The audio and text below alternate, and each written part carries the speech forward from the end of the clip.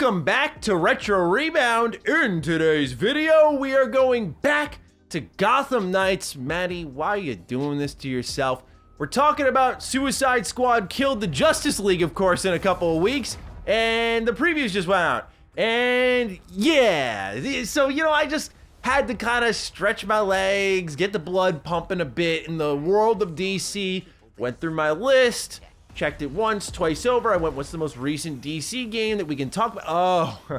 Oh, it's that one. Okay. So you may or may not follow my Mr. Maddie channel, but my review on this title over there was less than favorable. Fire alarm! Die! Die! Die! Hey, look up here! I'm a professor of setting stuff on fire! Oh no. Oh no. The following video is brought to you by Squarespace. Entrepreneurs, lend me your ears. We are in the era of making your own business. It has never been easier than it is right now, and it's thanks to websites like Squarespace, where they allow you to make your website, whether it's selling products or time or content, all in one place, all on your terms. They do it the absolute best thanks to their wonderful tool set. As a game developer who needs their own site, as a content creator who's looking into their own site, this is so important. Hear me out. Squarespace is powered by Fluid Engine. This is a next generation website design system from Squarespace, so it's never been easier to unlock your creativity with the best in class website templates that you can see here I'm using. And from here, I can customize it to my heart's content. You can sell custom merch here. You can add extensions to connect your store to vetted third-party tools to extend the functionality of your website. There are analytics available for you to track how well your website is doing. There's a members area. There is so much here to unpack. So what are you waiting for? Go to squarespace.com for a free trial. And when you're ready to launch, go to squarespace.com/retrorebound to save 10% off your first purchase of a website or domain. Naturally, after a ton of patches and getting away from the zeitgeist, which at the moment, a lot of the criticism surrounding the game was about its lack of fidelity compared to 2015's Arkham Knight, where there was a real resurgence of love for that game during this game's release, Gotham Knights, but also the lack of a 60 FPS option when the game doesn't look that great. And it came at a time where you also had a Plague Tale Requiem, which was going at about 45 FPS. And so this was at the start of the quote, next gen FPS debate. So getting out of all of the technicality and just looking at the game alone, I thought this would be a good one to go back to before Suicide Squad drops, just to maybe prepare myself for a little more mediocrity. I'm trying to keep up the hope for Suicide Squad. Truthfully, I think the cutscenes, the storytelling, the characters, the voice acting is all vintage Rocksteady. It looks really good. I am hoping that part of the game delivers. As a live service title, I mean, if this channel is not anything to go by for you, yeah, not a live service guy at all. Very few games have caught my interest in that pocket, most recently the finals, but otherwise Smite. I mean, I can't wait for Smite too, but yeah, it's really tough for a live service game to grab me, and naturally the alarm bells go off when you hear live service and superhero, we think of Avengers. So yeah, I'm trying to keep it the hope, but when you go from free flow combat, which is this really innovative action gameplay system, arguably the best we've ever seen in video games, at least if you ask me, to what you see in Suicide Squad, which is like shoot purple bubble on enemy. All characters are kind of playing the same, and their difference is not in their kits, but in the guns they wield. Feels like they lost the plot somewhere, but still, I plan to play it day one because it's Rocksteady. I gotta keep the faith. They delivered the phenomenal Arkham trilogy, and so I'm holding my breath here that somewhere along the line, this game does end up being a pleasant surprise. So ladies and gentlemen, that's what brought me to Gotham Knights was, okay, let's begin the open-mindedness process. Let's see if this game can win me over. For those who didn't see my review, I really complained about the writing in the game in particular, but also the feel of the combat, the RPG systems, the crafting systems, the clear live service elements that were just stripped out of this game, and so many other problems. But coming back to it with an open mind, away from all of that, all the noise, and just being able to take it in once more, Gotham Knights still isn't that good, I'm sorry to say. Let's just lay it on thick. So, ladies and gentlemen, if you're new here and you're into nostalgic and retrospective content, you're in the right place. Consider subscribing. So, the exciting part about this game was the very premise of the story. Batman dies, and now the Gotham Knights have risen, and you get to play as one of like Red Hood, Nightwing, Batgirl, Robin. Alone, that made me excited for the game. No matter any problems I saw leading to launch, Gotham Knights, 30 FPS. whatever. I get to play as these characters. That's what matters more to me than any frame rate, as long as it's like somewhat stable, than any frame rate I see on screen. So I went in with an open mind, as I'm going to do with Suicide Squad. And what it led to were, I think, a lot of disjointed cutscenes in the storytelling, because instead of having oftentimes all four of them coming together, what you would have is, for every conversation, individual reactions among the four characters. And this didn't lead to more replayability like I imagine WB Games Montreal was hoping for. What it led to was lower and lower quality writing across the board, because they had to write the same cutscene 4 times over for pretty much everything that happens in the game, and you're gonna lose your creative edge at some point down the road, because they all have to filter into the same results every time. So it's just about like who's quipping in a mildly different way, and that's about it. Most times they're saying the same thing. In my original review, I spotlighted so many moments where I just found the writing and the voice direction to be just horrible. I don't know how else to put it. Take a listen. The average temperature of something lights on fire is between 424 and 475 Fahrenheit. Smash match! Smash match!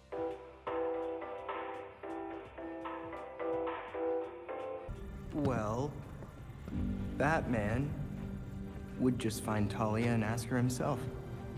Good thinking. I think the biggest way I can underline how WB Games Montreal just didn't get these characters, it's not just the corny, he's right behind me moments. I think some people can overlook that stuff. To me, it's about capturing the character. And I think about how Batman is handled versus the rest of these characters, who were pretty much the students of Batman, if you will. So I look at this interaction with Penguin that I had. You walk in as Batgirl, you beat up all of his thugs, and you're here to get some answers from him on what's going on in Gotham City, right? Okay, this is where things should pick up. Now Penguin points at a camera and goes, "You want to beat up a civilian? Go ahead. And guess what? I'm not telling you anything."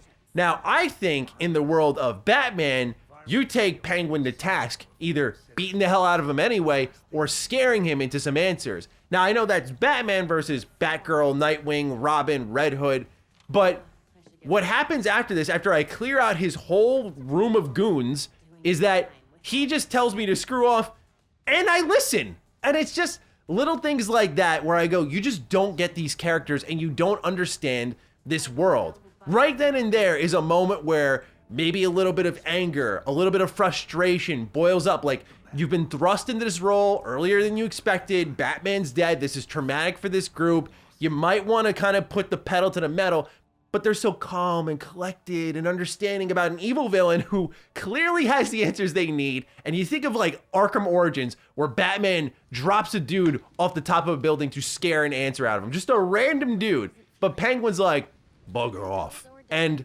they're like, all right, man, sure. We'll be back later, I guess, when you're ready to talk. Not really feeling that sort of stuff there. So there's a lot of moments like that throughout where I feel they just lose the personality of the characters. Mr. Freeze is one of my favorite villains in the Batman universe. In particular, it's because of Batman Vengeance. I think of that first line you see from him in that video game where he says, "Hope is death." And the introduction you have to him where you see a bunch of frozen police officers and the entire laboratory is frozen as well. Crawling through that as a kid was terrifying. The game actually stripped away the music during those points in the title, which created this sense of like, you're walking into a really dangerous place and Mr. Freeze means business. And so when you see he turns out to be this big tank-like figure and he goes, "I have no time to waste on you," and that's it. I just, I could go on, but I really define, as I said in my review, and I feel doubly sure now, that Gotham Knights is the very definition of failing upwards when writing. I feel bad for characters like Robin, who the first time they're in the spotlight is a real, true, playable character. Like, I know you could play as him in like the challenge maps in Arkham Knight. I think he had like DLC in Arkham Knight as well. Like, I know you have all of that there, but to make him out to be this complete idiot like he is in Gotham Knights, where he has moments he's just clearly duped by the main villains, it's so frustrating to watch because it feels like you don't see the flashes of brilliance and potential that he's full of. And so, yeah, Gotham Knights just, it's a continuous disappointment in the storytelling department. which I think is someplace that, while this isn't Rocksteady, the Batman games are responsible for elevating. I think of Arkham City. But that is why I was so optimistic going into this game. I just talked about Arkham Origins as my primary example. That came from WB Games Montreal. And so when Gotham Knights was announced, I was really excited about this one because they had been quiet for years and years and years after Arkham Origins, and people were wondering, what are they working on? When they finally showed up with this, I went, what? A co-op Batman game? Sign me up. It doesn't have to have free flow combat. I'm okay with that. This sounds different. And with Arkham Origins, they proved themselves to be competent at making Batman games and understanding what makes Batman work. Maybe Rocksteady guided them more than I was aware of. But with Gotham Knights, it feels like they got so far away from what made this world special, what made these characters special. So some people don't really care about the story. You know, it's not the worst thing in the world to some. What about the gameplay though? This was something that was really testy among gamers around the globe because frame rate was in the conversation when you would hop on your bike as Batgirl and start ripping around the city, especially on Series S, for example. I played this, as you can see behind me, on the Series X. Yeah, the frames would dip. One thing I can commend is I feel they've really stabilized the game. Is it at 60 FPS now? Unfortunately not. But they did stabilize it enough where I don't have those dips as I'm driving through the city. And that does make for a smoother experience. Does it still not look as good as Arkham Knight? Is the artistic direction completely off? Yes, but I do think it runs better, which makes for a little bit better of a gameplay experience compared to when I was playing it at launch. More importantly though, beyond frame rate, is the real meat and bones of this combat system. So instead of, say, the free flow combat, what you get here is an action RPG. Now, a lot of people lost their minds at this. I'm okay with this approach. I know at the time people were really fatigued with numbers popping up with every hit that was done, and I get and respect that. There's a time and a place for that, and not every game requires it. But I don't think it's the end of the world that a superhero game that had co-op was going to take that route. It's really just the implementation of systems surrounding it that I think makes it worse. For example, gliding is a big part of the Batman games. It's how you primarily navigate the world. Meanwhile, to start things off in Gotham Knights, you're gonna be borderline web swinging. It's really weird. Like, you'll use your grapple hook and it'll tell you to press A to jump. So you'll grapple hook to the side of a building and then you'll leap off of it. You'll get a ton of air and you keep just grapple hooking over and over. It's either that or you're glued to the ground with your bike or whatever vehicle you're riding around. And if you do the knighthood challenges, which originally there were a lot more until tons of people complained, you originally had gliding walled off as an upgrade, which really speaks to how thin the mechanics in the game are, because this should have been a default thing to have had unlocked.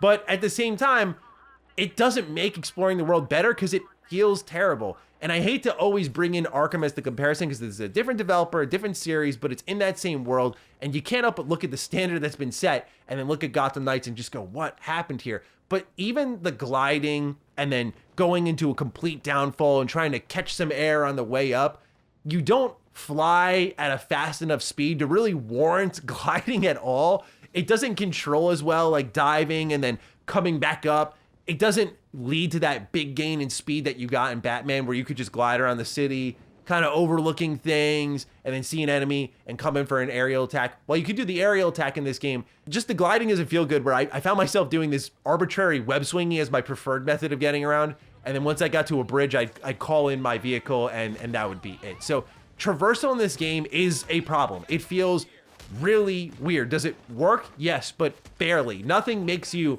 I hate to say it, feel like a superhero though. And that's the God's honest truth here. That's why I think a lot of people had problems with the action RPG systems, because, for example, something like gliding was now an unlock. Stuff that you would get that would make combat better, these abilities, like Batgirl has this really cool one where you can just strike away and it is awesome. That's an unlock. There's an AoE attack that you jump up in the air and you throw out a bunch of batarangs and they can stun enemies and do a ton of damage. That's an unlock.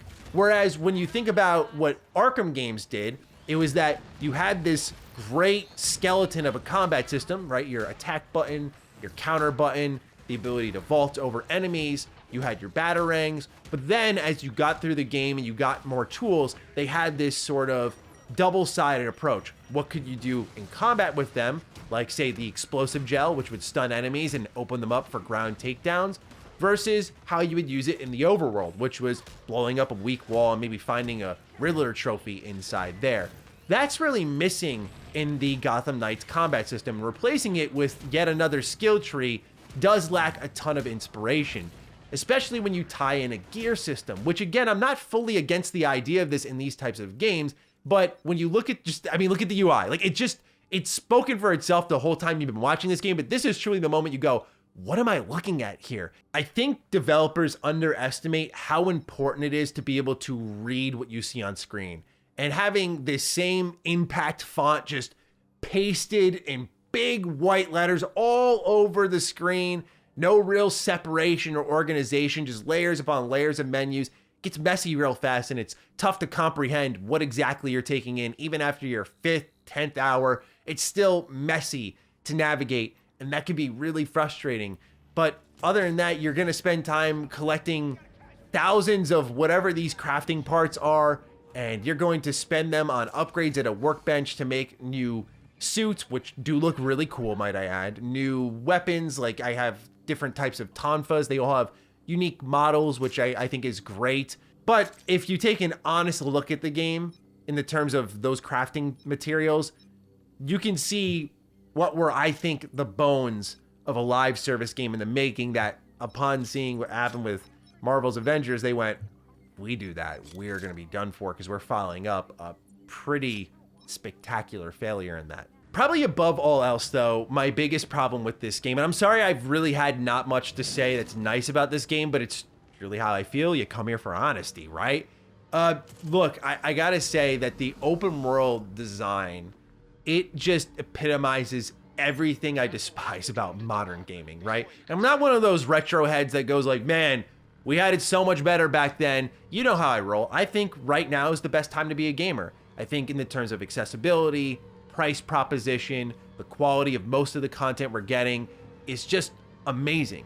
So when I say that it epitomizes everything wrong with modern gaming, I mean the checklist, cookie cutter, open world design, the fact that, look at the way you unlock fast travel points in this game, right? You, instead of like, at least Ubisoft made like a platforming challenge out of the towers that you have to scale in Far Cry, but in this game, it's like, hey, you got floating drones and you gotta wait for like the shielded ones to come on in slowly, and then they'll land in a little spot, and then the shield will go on. Then you can scan them. If you scan 2 of them, sometimes 1, you'll unlock a fast travel point for Lucius Fox.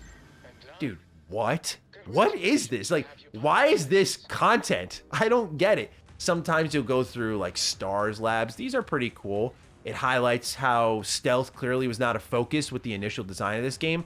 Blows my mind because that was such an important part of the Arkham combat system, right? Was taking out enemies before dropping into the fight. But this game's level design is built for action combat. There's not many perches to hide on, and the AI is still really dumb. I had this moment where I was taking out some penguin thugs and I was just dropping them by the dozen, and there was like a group of 4 bodies in one spot, and they're like, huh, someone's around here, be careful. And I just take out their friend right in front of them. They would barely even notice. It's just clear that stealth wasn't a big focus here. But in the terms of the open world design, you'd get these checklist crimes that would appear. You would do these if you wanted to. The idea is that you'd go out for nights, so like night 1, night 2, night 3, night 4. And each time the map would refresh alongside little activities you could do before they had to refresh. So you'd go back to the Belfry Tower for the night. And, you know, I get the flow there. I like the idea of kind of like, okay, the city is quiet tonight. Let's go back in.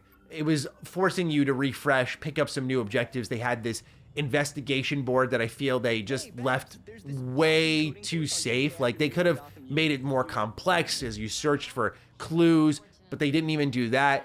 The opening of the game, I remember it being like really bloody, and that was exciting because I was like, oh sweet, like we're getting into the grit of Gotham, but it just kind of deviates from that quickly. I think to conclude it all, what I'll say is that Gotham Knights is like this perfect example of missed potential. Like, there are so many moments throughout that it could be great and overcome even core gameplay flaws. Like, I think the design of the combat system and how it just doesn't feel that great, doesn't have a good smooth flow. Animations are really, really slow, and you just don't feel super powerful because you're limited by that gear system. Like, I think if the story was told better and written better, and I think if the open world was designed better, I could overlook a meh combat system and it could turn into a guilty pleasure. And I like DC and Marvel and all these superhero things enough. Like, I like that junk enough to sit there and go, you know what? Like, I have no problem admitting that. Like, I mean, look at some of the games I enjoy, man. Like, I have no problem liking the underdog. So, I mean, that's where I stand with this game. It was definitely a good awakening to have and understand and prepare my body for what I may experience with Suicide Squad. But it was also upsetting to go, like, man, even away from all of the noise, you know, I threw it in for a couple hours and I was like, I can't do this. The open world and the story drive me nuts. It's arguably one of my most disliked games of this generation because I look at that cover art. I look at the 4 heroes that are right on that cover art. I look at the idea of a co-op RPG and how badly they missed the mark here across the board. And it's disappointing. It's not the worst game in the world, but for me, as someone who loves these types of games, you've seen how many like superhero games we've covered on the channel. Like, it hits different when it's a disappointment. So that's all I gotta say on Gotham Knights, y'all. I will see you all with Suicide Squad on my Mr. Matty channel when that comes around. But with that, take excellent care of yourselves, and I will see you all in the next Retro Rebound. Peace out.